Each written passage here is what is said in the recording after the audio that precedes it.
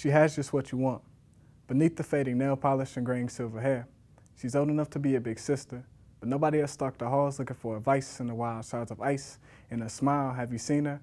A silent rift exists between the people who stalk her veins, cocoa butter skin and vanilla, swirling around each other in deafening silence, clogging her arteries with empty emotions and promises. Her man ain't paid her rent in a while, but her recesses still kept us warm in winter.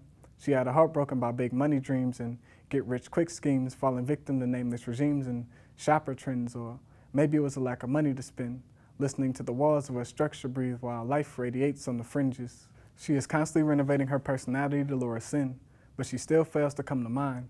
Some will stray to her sister who lives by the bay shore. Another has a home on the South Ridge. Her sister May is pretty and fair in equal measure. The gleam attracts traffic to the fringes of the city. Life goes on, slicing her fingers on jewelry stands. We draw beneath her skin. We create art in all of her heart chambers.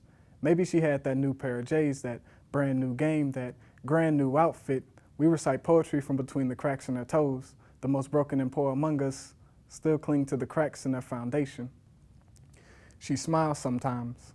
Children dance around her gumball machines and couples parade the food court with ice cream. She bubbles with hope at every kiosk, every storefront, every t-shirt shop, every early morning coffee and every revival of Christmas shopping. Some tattoos on her ribcage tell the stories of Milwaukee, whether in graffiti or a painted monument to our river.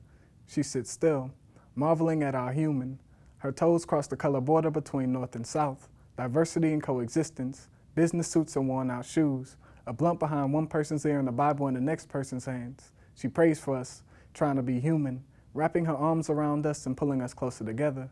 We will forget how we once called her queen, how we sit on the sideline and slowly watch her die, one organ at a time.